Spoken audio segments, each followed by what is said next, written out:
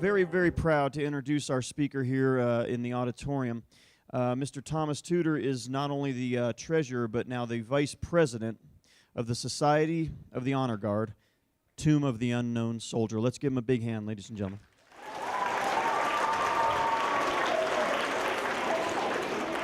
I am very honored to be asked to be here for this celebration of the anniversary. 200th, is that correct, Ms. Eckhoff? 200th anniversary today of the penning of the Star Spangled Banner by Francis Scott Key, who was a lawyer. There is a place in Roslyn, Virginia, where I stay when I go to D.C., and it's called the Holiday Inn Roslyn Key Bridge. And I always get the room on the side of the hotel that looks down on the Potomac River and the Francis Scott Key Bridge that connects Georgetown to Roslyn, Virginia on the other side of the river. Also, there is another connection in Arlington to Francis Scott Key, and it's a rather dubious one, but I'm going to tell you because it's an interesting story. There was a guy named Dan Sickles. He is buried in Arlington National Cemetery, and he is probably one of the least deserving ever of the Medal of Honor, but he has one. He was given one. Dan Sickles was a congressman from New York, a corrupt congressman from New York because he was a Tammany Hall politician, and those guys were all corrupt. But he married when he was 33 years old, against his family's wishes and his wife's family's wishes, a 15 or 16-year-old girl from Italy. Now, he found out several years later that she was having an affair. He confronted the guy in front of the White House in Lafayette Park and shot him dead. The person he shot dead was also a lawyer, the district attorney of the District of Columbia, and his name was Philip Barton Key, and he was the son of Francis Scott Key. And he got off scot-free on the murder charge because he pleaded the first successful temporary insanity plea in U.S. jurisprudence history. Now, I was, as a 20-year-old soldier, given a great gift. I was selected, I volunteered, and I was also selected to serve as sentinel at one of our nation's sacred shrines, the Tomb of the Unknown Soldier. 20 years old, and I was by myself in charge of protecting one of our nation's great shrines. Amazing to me at the time, and more amazing to me as I grow older. But I got to be one of these guys. And as a matter of fact, that is me. This photo was taken June 16th, 1969, on the occasion of my 4th month anniversary of the first day that I walked the mat at the Tomb of the Unknowns. February 16th, 4th month anniversary, June 16th, the battalion photographer came out and took photographs of me walking the mat. I was one proud U.S. soldier that day. It was the first day that I got to wear this on my right breast pocket, the Tomb Guard Identification Badge, number 78. They are up to number 625 now. It is the second least awarded badge in the United States military, with the exception of the astronaut's badge. I have number 78. Now, we have a saying in the Society of the Honor Guard, Tomb of the Unknown Soldier, and it goes like this. Our motto, just like the Boy Scout motto is be prepared, our motto is a soldier never dies until he is forgotten. Tomb Guards never forget. We also have a thing called the Sentinel's Creed, and it goes like this. My dedication to this sacred duty is total and wholehearted. In the responsibility bestowed on me, never will I falter. And with dignity and perseverance, my standard will remain perfection. Through the years of diligence and praise and the discomfort of the elements, I will walk my tour in humble reverence to the best of my ability. It is he who commands the respect I protect, his bravery that made us so proud. Surrounded by well-meaning crowds by day, alone in the thoughtful peace of night, this soldier will in honored glory rest under my eternal vigilance. Before I talk about the tomb guards, however, I want to talk a little bit about Arlington history because it is absolutely fascinating, especially if you are a lover of history. This is the Arlington House Mansion, and it sits on a hill above the Potomac River, straight across the Memorial Bridge. If you walk to the back of the Lincoln Memorial and you look across the Memorial Bridge, you will see this straight above on a hill in Arlington National Cemetery. This was a plantation. It was a slaveholding southern plantation up until 1861. The first person of European descent to own the property was a ship's captain named Robert Housing, who was given 6,000 acres, almost 10 square miles of land across the river from what is now Washington, D.C. That land today is worth hundreds of billions of dollars with a B, even without any property, even without any improvements on the land. He sold it for 6 barrels of tobacco. Now, fast forward, 1778, a guy with a famous mother buys 1,100 of those acres. And his name is John Parke Custis, and his mother is Martha Dandridge Custis Washington.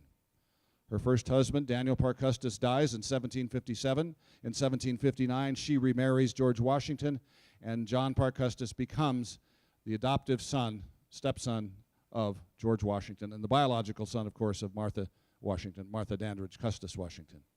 He dies, 1781, at the Siege of Yorktown. After it's all over with, he gets sick.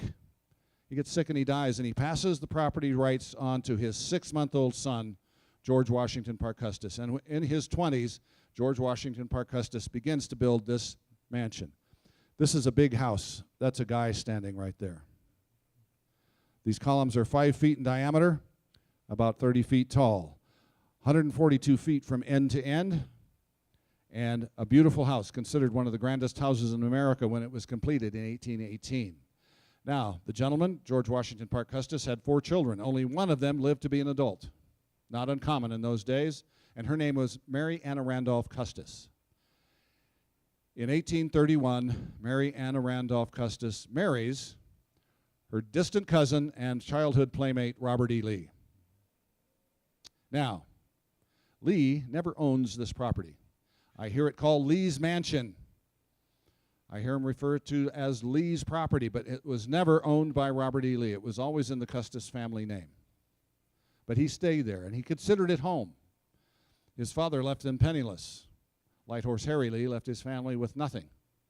He died in disgrace. His family was disgraced along with him. As a matter of fact, George Washington Parke Custis, the first time Lee asked for his daughter's hand, said no because of his father's disrepute.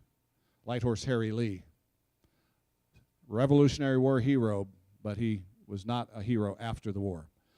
Okay, now, 1861.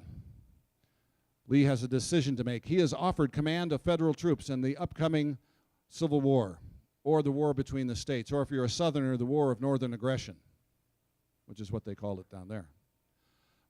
He denies, he says no. He says, I cannot raise my sword save in defense of my native state, Virginia, so he goes to Richmond, tells his wife to follow soon thereafter. The property is seized by the federal troops that come across. It is legally seized for her non-payment of $92.07 in tax. She makes a good faith effort to pay it. It is denied because she does not show up in person. And the property is seized and auctioned off, and the government buys it and takes it and makes it into a cemetery at the urging of this gentleman, the most influential Civil War general nobody's ever heard of, Montgomery Cunningham Meigs. He was an engineer by trade. This was his project from 1855 to 59. But he was asked to serve as the quartermaster general of the Army throughout the Civil War, and he did. And he was credited with accounting for every penny that the Union Army spent from 1861 to 65, $1.5 billion, every cent accounted for, according to William Seward, Secretary of State. So, now, 1864, they are running out of room in cemeteries in the District of Columbia and in Alexandria, Virginia. And Montgomery Cunningham Meigs says, hey, we just seized this property. Let's make it a federal or a national cemetery. And that was the beginning in 1864. You were buried at Arlington in 1864 for one of two reasons. You were unknown, and 42% of those who fell in the Civil War were not identified. Or your family did not have enough money to have you embalmed. And this is a pump. And this is an embalming surgeon, and he is pumping fluid into this dead Union soldier's body so that he will not decompose on the way home to be buried with his family. And most people wanted their sons buried at home with their families. They did not want them across the river from Washington at an old plantation.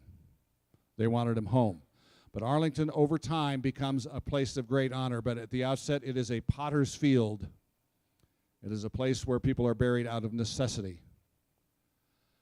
This is the first grave of a military person in Arlington National Cemetery. May 13, 1864, Private William Henry Christman is buried in Arlington. This is a replacement tombstone because the first tombstones were not stones at all. They were planks of wood. And these are planks of wood painted white and stenciled. And see how they go off into the distance. This photo is dated late 1865. By then, about 15,000 soldiers have been buried at Arlington National Cemetery. And they are not very well kept. They don't have lawnmowers, and the weeds just grow between the graves. Wild. This is a U.S. colored troop. There are 1,500 U.S. colored troops buried together, segregated in death as in life in Arlington National Cemetery. There are 3,800 citizens and civilians, and this citizen is most likely Lincoln's valet. And he caught smallpox while he was nursing Lincoln back to health from his smallpox episode that he went through right after delivering the Gettysburg Address. That night, he fell ill and was taken home and tended to by William Henry Johnson, who got smallpox himself and died January 28th of 1864. In 1866, Montgomery Cunningham Meigs wants to make darn sure that the Lees will never want to come back to the property. So he digs a pit in Mrs. Lee's rose garden, 20 feet deep, 20 feet around, lines it with bricks, and buries the skeletal remains of 2,111 soldiers dug up after the battles of Bull Run and the rout to the Rappahannock. He stacks all the skulls together. He stacks all the femurs together. He stacks all the pelvises together so they'll all fit, and he covers it over and dedicates this memorial. Now, I would like this young lady just to touch my hand. Thank you. You now have a living connection to the year 1866, the year that these soldiers' remains were interred. You just touched my hand. I'm alive, aren't I? Okay. This hand held the hand of a man who was born that year, and he was my grandfather. 3 generations in my family to that year, okay? The Civil War is not ancient history, as some people want to make it or want to believe that it is. Moses J. Ezekiel was the first Jew ever admitted to the Virginia Military Institute. He was very talented, and he became a world-renowned sculptor, and he sculpted this for the 1914 dedication of the Confederate Dead Memorial, 483 of them buried in Arlington. It was not just Union troops that got buried in Arlington. There were some Confederates buried in Arlington out of necessity, just as the others were buried out of necessity. This is a Confederate grave. It is pointed at the top. It is not round like a Federal grave. 2 theories on that. One theory is that it's pointed so that it can be easily distinguished from a round Federal grave. The other theory is that it's pointed so that no damn Yankee would sit on them. I like that theory.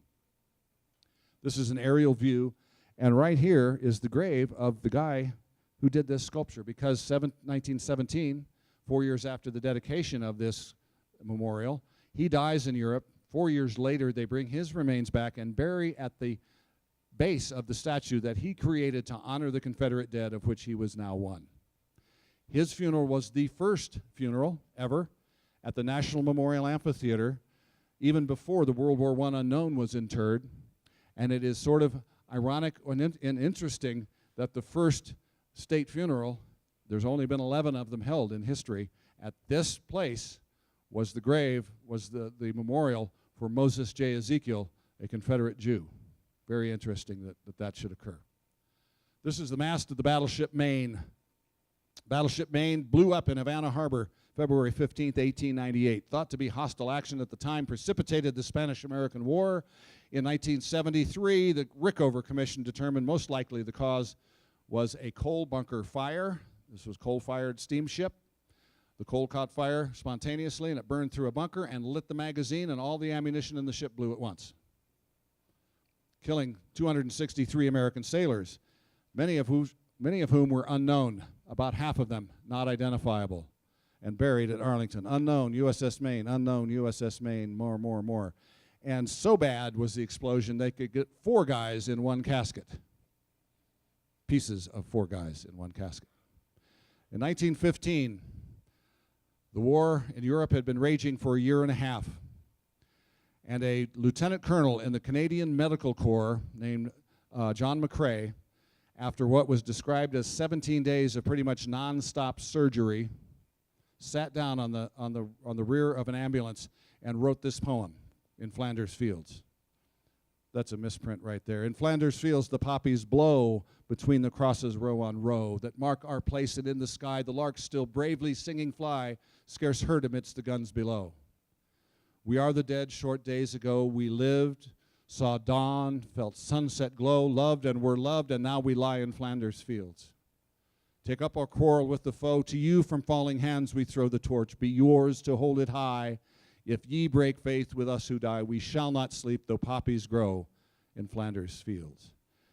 The next year, 1919, the poppy became the symbol of the Brits, the Canadians, the Australians, and New Zealanders' Remembrance Day. November 11th, 1918 and 1919 was the first anniversary. That became their symbol. In 1922, the veterans of foreign wars in the United States adopted the Buddy Poppy as the symbol of our Armistice Day that we celebrated until 1954 when it became Veterans Day, November 11th. Now, this war was horrible. United States lost 116,000, 53,000 battle deaths, 63,000 other deaths, mostly other deaths, Spanish flu of 1918, H1N1, bird flu. But in 1920, the Brits and the French established tombs for their unknowns on November the 11th, 1920, the second anniversary of the signing of the armistice. We did 1 year later the same thing. In October of 1921, we selected an unknown in this building, Sergeant Edward F. Younger, an American sergeant who is buried at Arlington National Cemetery, was given the task of taking a spray of white roses and laying them on one of 4 identical caskets. And those 4 identical caskets bore the remains of 4 unidentified unknown soldiers that had been dug up from 4 different U.S. cemeteries. He had been given the bouquet by one of the villagers, a man named Monsieur Broussard, who had lost 2 sons in the war, and those roses stay with this casket all the way to Arlington and into the grave. Here they are, and here is the casket coming to the train. That is General John J. Pershing, going on board the USS Olympia, which is still afloat in Philadelphia. You can go stand on the spot that the unknown rode across the ocean on, and to the Capitol, and then down from the Capitol to the caissons to Arlington. This is Warren G. Harding presiding, and this is John J. Pershing dropping a fistful of soil into the grave on top of the casket. At the bottom of the grave, at the bottom of the crypt, are 2 inches of soil, a layer of 2 inches of soil from the battlegrounds of France, so that this soldier is lying on the soil that he died defending in 1917 or 1918. Now, the tomb was not guarded from 1921 to 1925. One day in 1925, a soldier, a veteran of the Great War, came around the corner and found a family having a picnic lunch on top of the unknown soldier. Having a picnic lunch on top of the unknown soldier's grave. He was outraged. He went to the White House. He walked up to the White House and rang the doorbell. And somebody answered, and he explained his situation, and he got in to see President Coolidge. And President Coolidge agreed with him and put a civilian guard at the tomb the next day, November 17th, 1925. Just a couple months later, the Army took over March 25th, 1926. The United States Army has always guarded the tomb of the unknown soldier. I tell people I was a tomb guard. They say, oh, you were a Marine? Says, I have the greatest and utmost respect for the Marine Corps, the bravest of the brave. But the Army has always been charged with guarding the tomb of the unknowns, probably because the Department of the Army administers Arlington National Cemetery. 1931, this tomb replaces this tomb. This is from Colorado. So's this. They both came from the Ewell Quarry near Marble, Colorado.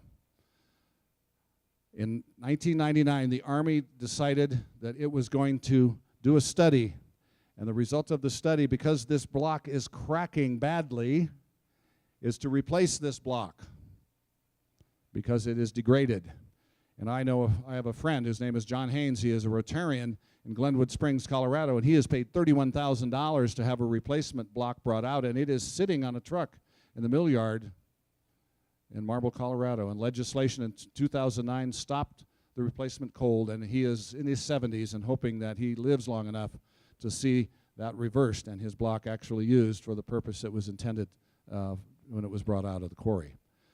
Now, 1958. Oh, I'm going to go back here. In 1937, it was discovered that people were coming up at night while the cemetery was closed and bringing hammers and chisels and knocking pieces of this off to take home as souvenirs. That is when, midnight, July 2nd, 1937, a 24-hour guard was posted. The tomb has been guarded nonstop, 24/7, since midnight, July 2nd, 1937. Despite hurricanes Isabel, Sandy, Bob, Irene, Snowmageddon, they've stayed on duty throughout all those events. 1958, unknowns from the Korean War and the Second World War are brought to Arlington and interred. This is, I asked some kids, who was that? And I heard Joe Biden. No, that's Dwight David Eisenhower, President Eisenhower, or as we call him in the Army, General Eisenhower. I was at his funeral in Washington, opening car doors for dignitaries in March 30th of 1969. And that day, I got to salute Omar Bradley and have my salute returned by the last living five-star general, Omar Bradley. This is Richard Nixon. There's Dwight David Eisenhower.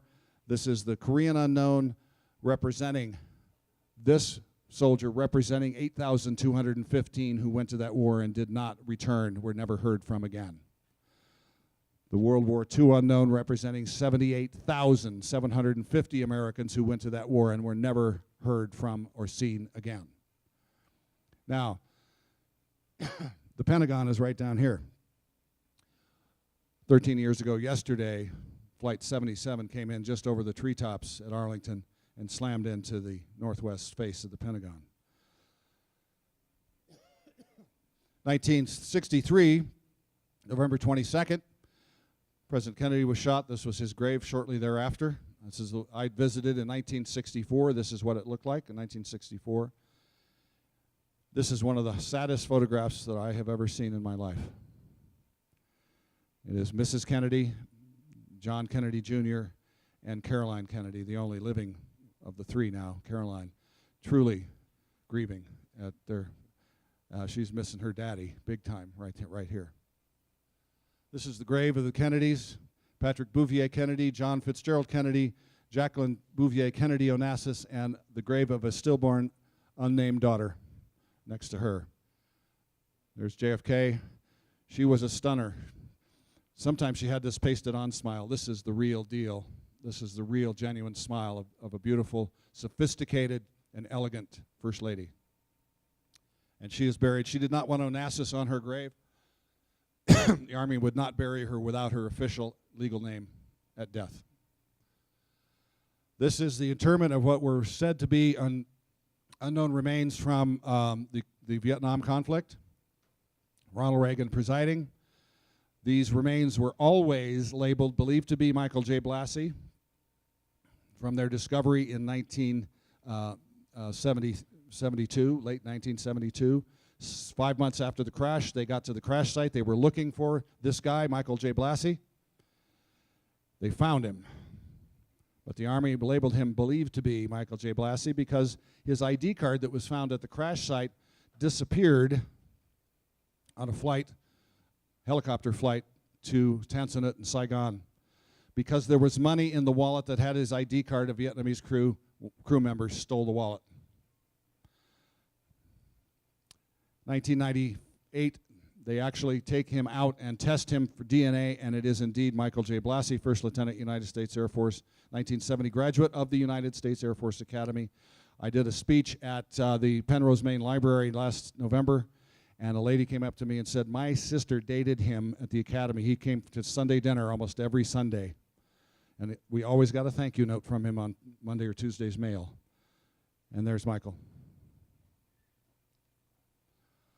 This is a security camera of the impact at the Pentagon. This is what was left.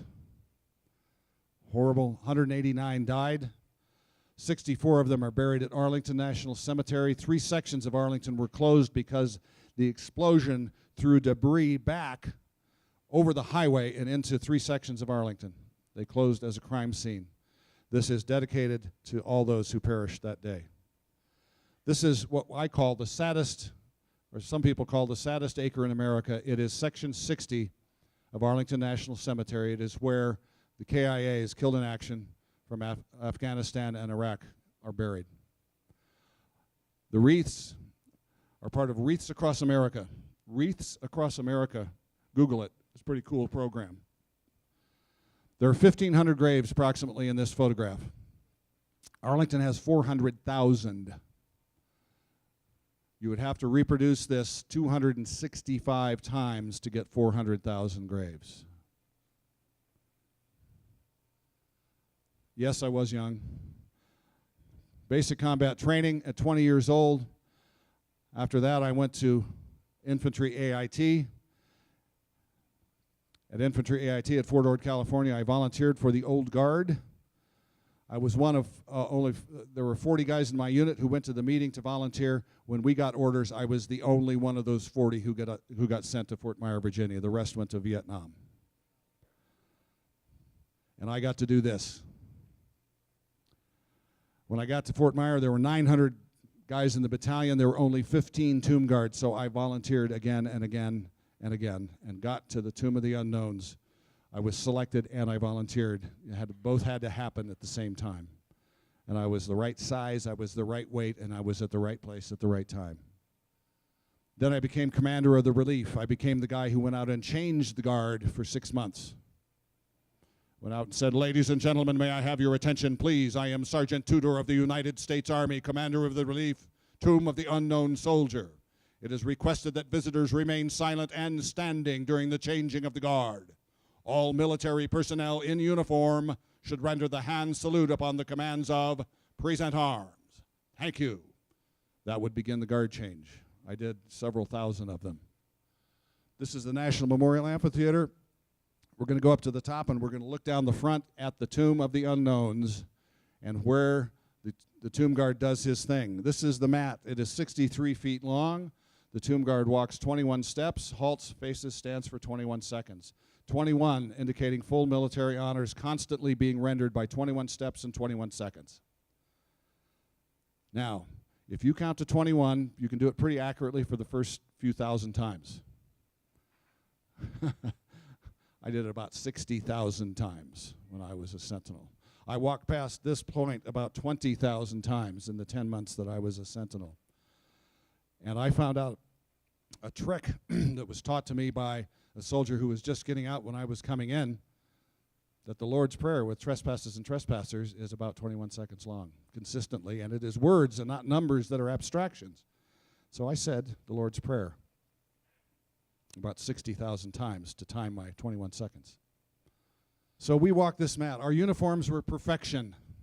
We wore wool all year because wool holds a crease. We had lightweight wool in the summer and heavyweight wool for the winter, but it was wool. The summers were the worst. If you've been in D.C. in the summer, 90-90 or 95-95, 95 degrees, 95% humidity. And all your skin that is showing is from here to here.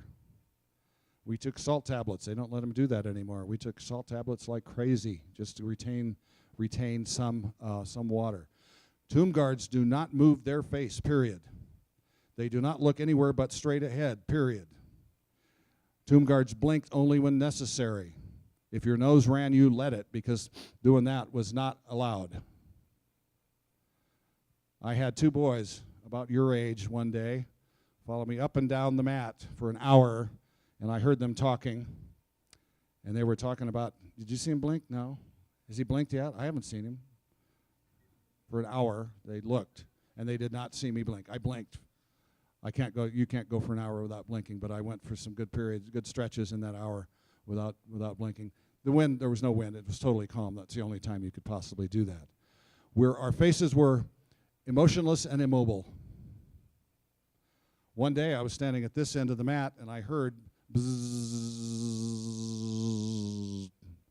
and the largest bumblebee I had seen in my life landed on the tip of my nose. I did not look at him. I did not blink. I could feel his hind legs inside my nostrils.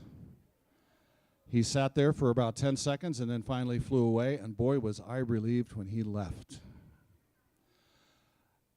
People would come up and try to tell you jokes to make you laugh. They could get about 5 feet away. You can't do that anymore. Everybody's way back now. But the public could get within 5 feet of us, and people would come up and talk to you. And as long as they weren't obnoxious or loud, I didn't mind. They'd tell you stupid jokes. Hey man, what do you call a deer with no eyes? No idea. Duh. Okay. That was not going to make me laugh.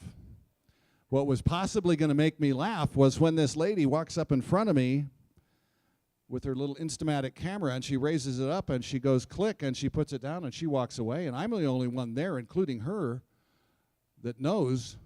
I'm the only one there that can't laugh, and I'm the only one there that knows that she has just taken an extremely close-up photograph of her very own eyeball. She had that sucker backwards. Super selfie. I imagine her getting home, and back in those days you had to get your film developed and then come back, and then you'd look at your pictures, and I can imagine her look at her husband and says, "What does this look like, honey? What is this?" "Oh, it looks like an eyeball. I don't know." The last story I'm going to tell you is waiting down here for the inspection to begin, and I see something coming at me on the ground. And it's small, and it's furry, and it's brown. That's a baby squirrel. And the baby squirrel jumps up on the toe of my shoe. Now, I'm not looking at him. I can't look at him because I'm looking straight ahead. That's the only direction I could look. And the baby squirrel sits there, and I'm thinking, I'm going to have to really work my shoes up because he's going to scratch the heck out of him. But then it gets worse. He proceeds to climb my leg on the inside of my pants.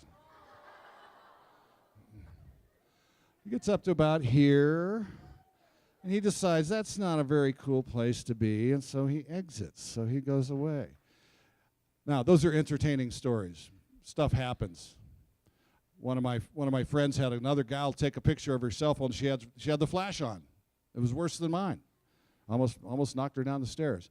But one day, there's a story about a sentinel one day in 1962 who was standing. He had just come to this end of the mat, halted and faced, and he never saw this person, but he heard weeping. And then he heard footsteps approach him, and then he heard a female voice say, my son disappeared in France in 1944. This is the only place I have. God bless you and thank you, son. And he heard footsteps walking away and never saw the face of the person who said that. I heard weeping on more than a few occasions.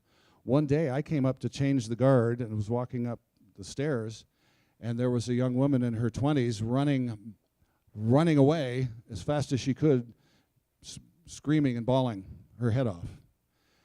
And I figured that she was probably the wife of somebody who was missing in action, Vietnam.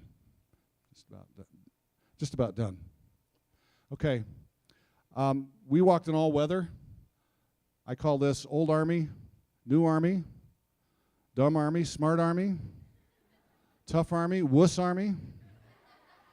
This is the whole crew right here. That's me. Those are my guys. Here we are.